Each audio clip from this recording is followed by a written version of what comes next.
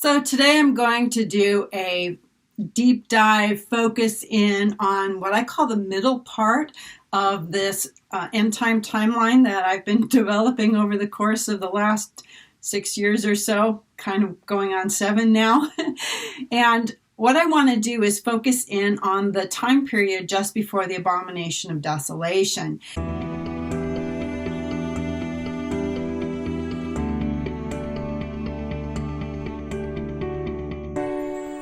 In the book of Revelation, John doesn't use the phrase abomination of desolation, but we do see where the woman who is the remnant of Israel flees into the wilderness for 1,260 days, times and half a time. This is the length of time that she is going to be in the wilderness, in that place where she's kept safe. So the abomination of desolation is the sixth trumpet in the book of Revelation. It's also the second woe, and it's also called the hour of trial that comes on the whole earth. So it's taken a long time to be able to dovetail all these different events, all the many things that are going to be happening on this one particular day, the day of the abomination of desolation. And I've done a video where I've done a whole bunch of videos on the abomination of desolation, what it is and how it fits into this timeline, and really the strategic importance of this date, because it is a pivotal date that we're working other dates off of. But of course, the most significant day that we're constructing in this timeline off of is the second coming of Christ, which will be on a known date. It's 1,260 days after the abomination of desolation. And because of what we read in Daniel chapter 9 about the 70 weeks of years, and remember, every one of those 490 years begins on the Feast of Trumpets, unless we're talking about a Jubilee year when it would begin on the Day of Atonement. So those 70 weeks of years are not just random years that can begin on any day. So the decree went out for Jerusalem to be rebuilt, and then the 70 weeks of years began to be counted on that very first Feast of Trumpets when the exiles went back into the land again. So no Jewish person would have ever thought that you could begin 70 Shabuas on just any random date. It would have to begin on the Feast of Trumpets. So we know that if they begin on the Feast of Trumpets, they will either end on the following Feast of Trumpets, or if it's a Jubilee year, it will end on the Day of Atonement. And that's exactly what we see happening here, is that there will be the 10th Jubilee at the end of the 70th week.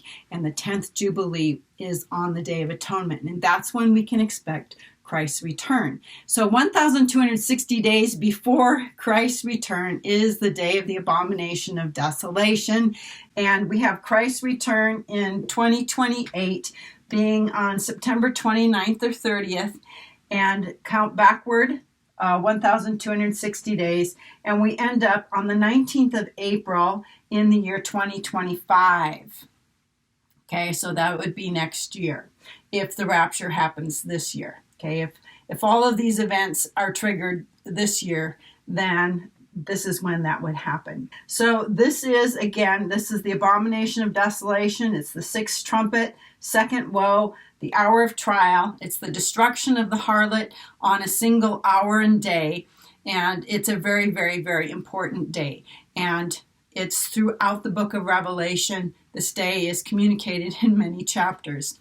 Now, there are events that are going to take place 2 weeks prior, over the course of 2 weeks before this date. And this 2-week period of time right here is a transition period of time when the rule of the earth and the people on the earth is going to transfer basically from God over to Satan and the beast. Okay, and that's what we're going to look at today, is how this transfer, how this transition is made, and how it is going to affect all these different groups of people that we see in the book of Revelation. Now, we know that Satan is a copycat, and he tries to counterfeit, or will try to counterfeit, everything that Jesus has done. So we can expect that some of the things that are going to happen with regard to the beast, and the beast dying, and the beast rising from the dead. Remember, he gets a mortal wound and he rises from the dead. All these things are going to happen on feast days that are associated with Christ, like Passover and first fruits. Now, if Christ returns in the fall, on the Day of Atonement in 2028, 3.5 years before that is the spring of 2025. So the spring period is actually over the spring feasts. And we're going to look at how the beast and Satan and the dragon and all of these entities are going to either counterfeit, try to counterfeit all this stuff, and how this is going to affect people on the earth, and how it's going to affect these various groups of believers that we see in the book of Revelation. So what I want you to notice here first is that this day right here, the abomination of desolation, the sixth trumpet, the second woe, that hour, day, month, and year when the harlot is destroyed. This is actually on the seventh day of unleavened bread. That's when this falls. And 3.5 days before this is the Feast of First Fruits, which is what we know of as Resurrection Day. It's when Christ rose from the dead. Before that is Passover, that's when Jesus died, and he rose from the dead over here. If we were looking at a commemoration kind of thing, the triumphal entry would be here on the 7th. So the reason why these things are important, as we'll see in a minute, is that we're going to see that the beast is killed right here. He's going to die on Passover, rise from the dead on first fruits. But there's a lot of other things that are going to happen on first fruits. A lot. So many things. There's going to be this huge transition that's going to happen on first fruits, where, and this took me a while to actually understand what the deal was with this. And it was like almost a year ago. I think it was like in February, or when I had the aha moment that what is happening is that there is this separation that's taking place, where all of God's people, with just a few believers that will be left, having to endure the reign of the beast, they're going to be on earth, but everybody else who's a believer is going to be in heaven. And they'll either have gotten there through dying as martyrs of the harlot, or, just dying of natural causes, or they will have gotten there because they've been raptured. So all of God's people, for the most part, except for just a few remnant survivors, are going to be in heaven. All of God's angels are going to be in heaven. All of Satan and his angels are going to be on the earth. All of the fallen entities that are in the pit, including Apollyon, are going to be on the earth. And finally, right here on this date, is when those 4 angels that are bound at the river Euphrates will be released. So every fallen angel, every demon, every watcher, every awful entity, the beast, Satan, the false prophet, all of them are going to be on the earth, and the earth will be theirs during this period of time right here. That's what's happening. It's not just like the beast is coming and he's going to be a bad guy and, have people take the mark. What's happening is he is setting up his millennial kingdom, his fake millennium. And so from here on out, all the wars and everything that have been happening over here, the rider on the red horse with the big sword, all of those wars, all of that nasty stuff that's been going on over on this side is going to be over, and they're going to have peace and security. Peace and safety. And then sudden destruction will come when Jesus returns. So there's several groups of entities and several people and entities like Satan that are going to be part of this 2-week period of time. When this big transition is happening, when all of God's people are going to heaven and all of Satan's entities are here on earth. And it's about control of the earth. Satan is going to have control of the earth for 42 months. Okay. And during that 42 months, which is 1,260 days, God is going to be keeping a remnant of Israel safe in the wilderness. All right. So who are these groups of people that are going to be affected by this 2-week period of time? Well, you've got Michael and his angels. We're going to look at that in a minute. We've got Satan and the fallen angels. We've got 24 elders, the 144,000 of Israel. We've got the fifth seal martyrs, the 2 witnesses. We've got the beast, that is the 7th king. We've got the angels at the river Euphrates, and we've got this nasty entity known as the harlot, Mystery Babylon, who is drunk with the blood of the saints. So let's take a look at what's going on over here. In the letter to the church of Smyrna, we're told, or the people are told prophetically, and remember, Smyrna means myrrh. And myrrh is associated both with death. It's part of what is used in embalming. It's also associated with incense. And remember, there's going to be fifth seal martyrs who are under the altar where incense is being offered, who are dying, which myrrh is a part of that. And symbolically, the city of Smyrna, the church of Smyrna, is the one that is associated with the 10 days of tribulation. Okay, so in Revelation, we read about several tribulations, and the tribulation that we read about in Revelation is all about persecution. It's about persecution and trials. It's not about Israel and what's happening to Israel. It's about what's happening to believers. And there's also going to be tribulation for Jezebel. So when we're thinking about tribulation, don't think 7 years of tribulation. Don't even think great tribulation means the 42 months that Israel is in the wilderness. Tribulation in Revelation is going to be defined according to the context. And in the letter to the church of Smyrna, there's 10 days of tribulation for believers, and the 144,000 of Israel are going to be swept up in part of that. Some of them will go into prison, and some of them will be killed. If they're faithful unto death, they will receive the crown of life. So when does the 10 days of tribulation begin, and when does it end? On our timeline here, we have these 2 weeks of transition, and thousands and perhaps millions of believers, new believers, and some old believers who were left behind are going to be martyred for their faith. Okay, 10 days is going to begin right here on April 5th of 2025, if the rapture is in 2024. 10 days of tribulation for believers. And this is when the harlot, not the beast, the harlot is going to kill believers, and she is drunk with the blood of the saints. There's going to be 10 days. So you add 10 days to the 5th of April, you're going to get the 15th of April. 10 days right here. 10 days of tribulation. So basically the 10 days will end on first fruits. Okay?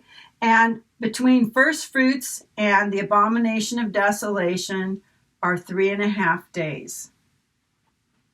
3.5 days when earth dwellers, that is those hybrids, the people who dwell on earth, okay, the hybrids, the people who aren't really people, that's when they are going to rejoice and have a party. And we read about that in Revelation chapter 11. So this is the 10 days of tribulation right here. And this is when the fifth seal martyrs are going to be killed over this 10-day period. And some of the 144,000 will be killed as well. Revelation 2 tells us that some of you will be put in prison, be faithful unto death, and you'll receive the crown of life. Okay, so the fifth seal martyrs, this martyrdom at the hands of the harlot, the New World Order, that is the people who are in control right now, are going to hate Christians. And there's going to be reasons for that. But you can expect that Christians are going to be hated more and more and more over the coming days. And partially, I think it will be because we're associated with Israel, and Israel is going to be really hated over the coming days and months. So, this is the harlot, also known as the New World Order. This group right here, this group right here, and anybody else. Okay? All of these entities, the controllers, the people who are controlling right now, are going to be killing the fifth seal martyrs and some of the 144,000. So there are things that happen in the spiritual realm that have implications for believers, that have implications for the whole world. And one of those really big things that's going to be happening is there's going to be a war in heaven where Michael and his angels are going to cast out Satan and his angels. Now, I know a lot of people teach that this has already happened, that this happened a long time ago and ages past. But here's the thing, is that once Satan is cast out of heaven, he can never go back again. He can never, ever, ever go back into heaven. And we know that Satan still has access to the throne room of God. And according to what we read in Revelation 12, he still can accuse the brethren before the throne of God, and he does it day and night. That he is in there as often as he can be to accuse believers before God. This is one of the reasons why Jesus is our high priest who ever lives to make intercession for us. He's actually in heaven interceding for us now. Once Jesus takes the scroll, basically his commission to obtain the victory for God, Satan still has access to heaven, but Jesus isn't going to be the one that's before the throne of God interceding for people. That's the job of the 24 elders. So that's one of the reasons why at least a group of believers have to be brought into heaven before Jesus can take the scroll. It's so that this altar in heaven is not abandoned. It's not that we are, all perfect and awesome and everything to intercede for other Christians, but we're made into a kingdom of priests. We're made into a priesthood of believers, and we're authorized, we're given authority by Christ to be able to do that. And so believers, those of us, who will be taken into heaven, hopefully as part of that group of the 24 elders, are actually going to see Satan. We're actually going to see him, and part of our job will be to intercede for believers who are on the earth. So there is a war that's going to take place in heaven between Michael and his angels and Satan, the dragon, and his angels. And that is the thing that is happening above. Now, our enemy has a phrase, as above, so below. And there is some truth to that when things happen in the spiritual realm, they're going to have an effect on the earthly realm as well.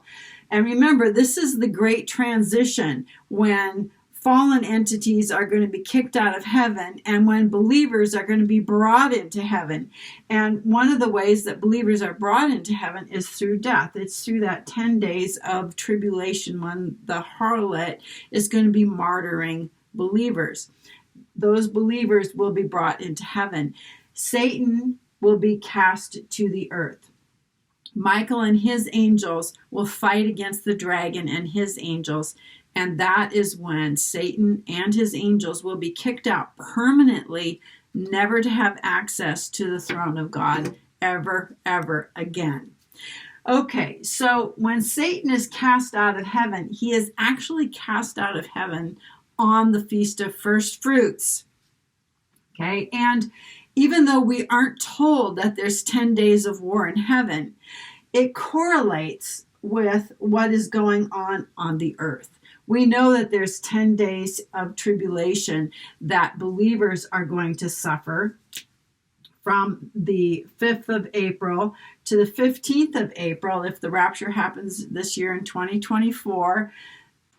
In the year 2025, there will be 10 days of tribulation for believers. Okay, this is not 10 days of tribulation for Israel. It's not when Israel is going to be, have to flee into the wilderness. This is tribulation, persecution, and the killing of believers over this 10 days.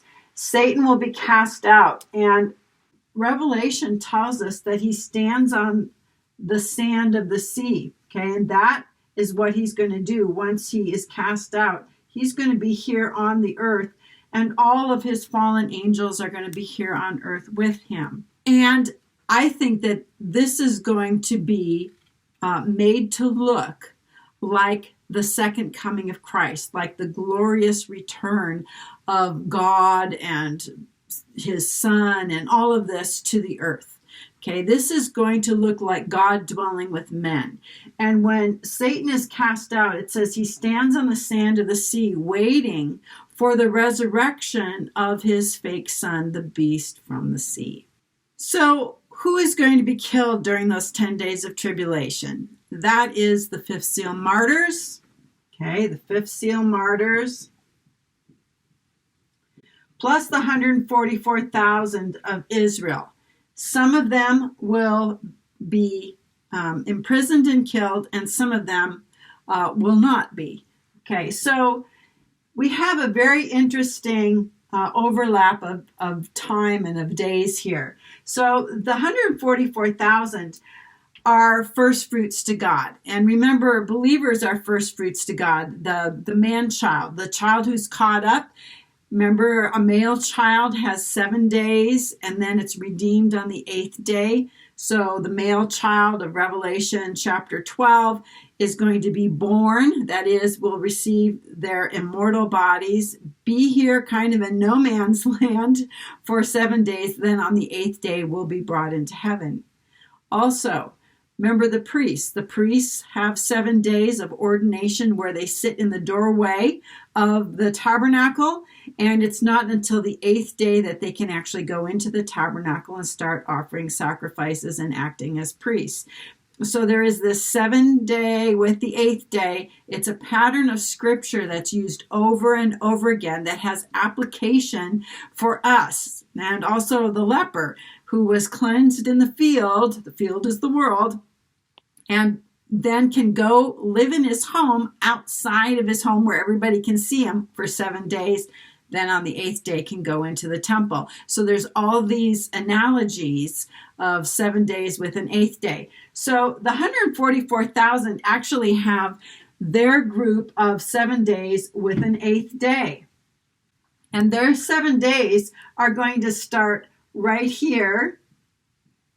And their 8th day is right here. So on the 7th of April, this is when the 144,000 will be made immortal. And on the 8th day is when they are going to be raptured. And in this case, they'll be raptured on first fruits, April 15th of 2025. That will be their 8th day. Now, in the book of Revelation, chapter 14, we read, not that they're raptured, but we read that they follow the Lamb wherever he goes. So they're with the Lamb on Mount Zion, and then the 144,000 follow the Lamb wherever he goes. And if the Lamb is going into heaven, they follow him there. So it's not technically a rapture, it's more of a following, but that's what they do. So they have their own 7 days with an 8th day that's inside of this 10 days. So over here, okay, this period of time, the first couple of days, they can be killed because they will not receive their immortal bodies until April 7th or so. This is all plus or minus 24 hours. So Satan will be cast out and the 144,000 will be raptured. So they'll be in heaven and Satan will be out of heaven. This war in heaven and this war on earth where the harlot is killing Christians, these are kind of mirror time periods. And the only way that we would know how long this lasts is if we understand that principle of what is happening in the spiritual realm is going to be reflected here on earth. And we do know that Satan is cast out on first fruits. He's waiting for his false son to rise from the dead. His false son will be killed on Passover and will rise on first fruits. And we'll talk about that a little bit more. Okay, so we've got this war in heaven. Satan will be cast out on this day right here, which is first fruits, and he's going to stand on the sand of the sea. He's waiting for something to happen. He's actually waiting for his fake son to rise from the dead. So let's talk about that. And you can't talk about the beast being killed and rising from the dead unless you talk about the two witnesses. So the two witnesses have 1,260 days of ministry. We don't really know exactly when their ministry starts, but we do know when it ends. It will end 3.5 days before they're resurrected on this day here, which is the second woe, the sixth trumpet, the day of the abomination of desolation. This is when the two witnesses rise from the dead. So let's just put that here. They're going to rise from the dead and they're going to ascend. We know they lie in the streets of Jerusalem for 3.5 days. So that's this 3.5 days right here, which means that they're killed right here. The two witnesses are killed. And we know who kills them. It's the beast who ascends from the bottomless pit. Okay. The beast that's in the bottomless pit is actually Apollyon.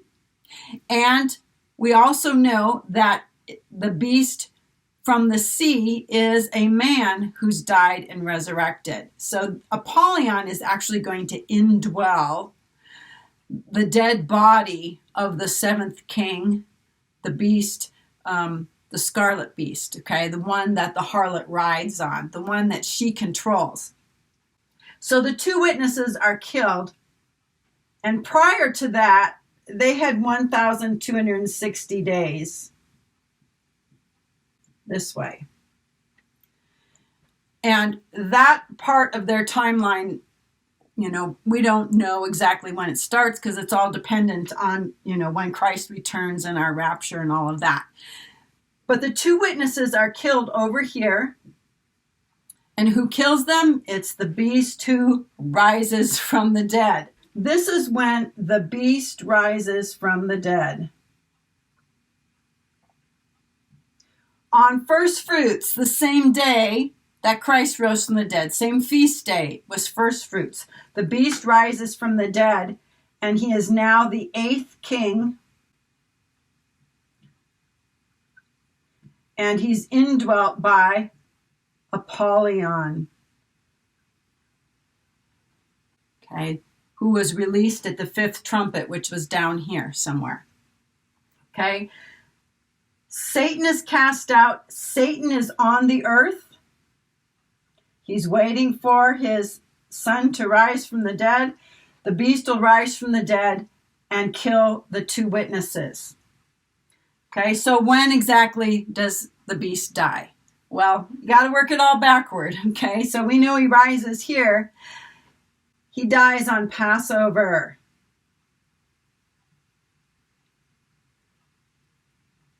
And remember, the beast is a man, so he can die. He's the 7th king of Revelation chapter 17. He dies. He dies on Passover. He's resurrected on first fruits, and then he turns around and he kills the two witnesses. So when I was thinking about, how does the beast die? How does he get killed? What happens to him? I'm thinking the only people that I know of who have the power to kill anybody who comes against them are the two witnesses. And I believe that he is killed by the two witnesses, that the two witnesses kill him. And then when he rises from the dead, he kills them. And then it looks like he's got the power and wins. But then they resurrect over here, and all of a sudden people give God glory because they realize that God's people have more power than Satan and his people do. So if we take this and we work it backward a little bit more, we come to a day that kind of commemorates Jesus' triumphal entry, Palm Sunday, the day that he rode into Jerusalem. And the beast, I believe, is going to have a similar welcome as the king, as the good guy who is going to beat all those bad Christians. And I think that's going to happen right here. He's going to receive the honor of men. Okay, he will receive the honor of men on the day that commemorates the triumphal entry. So he's honored as king. So we've seen the war in heaven happening during this 10 days right here from April 5th to April 15th. We've seen the martyrdom of the fifth seal martyrs from April 5th to April 15th of 2025. And all of that's going to be when the harlot is killing believers. And we've also seen the interaction between the two witnesses and the beast. And remember, the beast is a two-part guy. He's the seventh king who dies and comes back as the eighth king. And while he's the seventh king, the harlot is still in control. But once he rises from the dead, this is when the harlot is going to be destroyed. Because the harlot does not sit on 8 mountains. She sits on 7. The mountains are kings. Okay, they are 7 kings. 5 have fallen, 1 is, and 1 is to come. He'll be here a short while, and then there will be an 8th king who is one of the 7. That's the 7th king. Okay, so the 8th king will rise from the dead, and when he does, he will put down the harlot, and he will be the sole ruler of the earth underneath his fake father, who is Satan, and his fake Holy Spirit, who is the false prophet. All of this information is in the timeline. Okay, there's a link for it in the description box below. There's a link for the timeline. We have it in Portuguese. We have it in Japanese. There, you can go down there, and the timeline is revised for a 2028 second coming of Christ. Okay, all of this information is gained from either understanding the feast days, which they're important. Okay, these feast days right here especially, the spring feast days, and how Satan is going to imitate what's going on at that time, and how different groups of believers are going to end up in heaven until finally all believers, with the exception of just a few, those who are alive and are the remnant, those who are alive and survive during this time right here, which is when the beast will reign, okay, 42 months. There will be some survivors here, some Christians who survive. They'll be taken over here sometime on a day that we don't know when that is. This is when the day of the Lord begins, right there.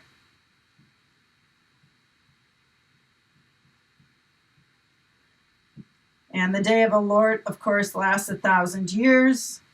We don't know when that day will start. We don't know when that third rapture is going to take place. That's the one where Jesus comes on the cloud and gathers those people who are on the earth. Okay, and believers will have already been resurrected, lots and lots of them. And so those resurrected believers will actually come with Christ on the clouds and meet this last group in the air, the group of survivors. Okay, and we'll talk about that word, survivors, those who are alive and survive. 1 Thessalonians chapter 4 talks about those who are alive and survive, or those who are alive and remain, those who are alive and are left. That's this group over here that will be alive during the reign of the beast. All right, so I thought I would, sort of focus in on what I call the middle part. This is the transition between the earth being ruled, basically by the harlot and all of that, and that being transferred over to the beast. And then ultimately, Christ is going to rule over here. Okay, so the harlot is going to be destroyed right here.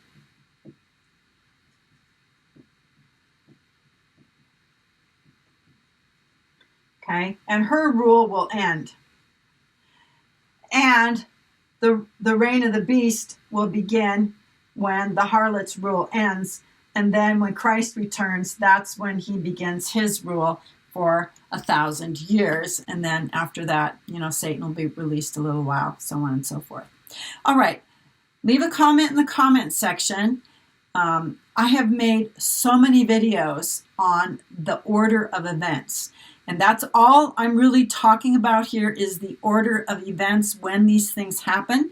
I'm putting in dates for the next available opportunity for these things to happen, which would be this 14 days would take place in 2025, in the spring of 2025.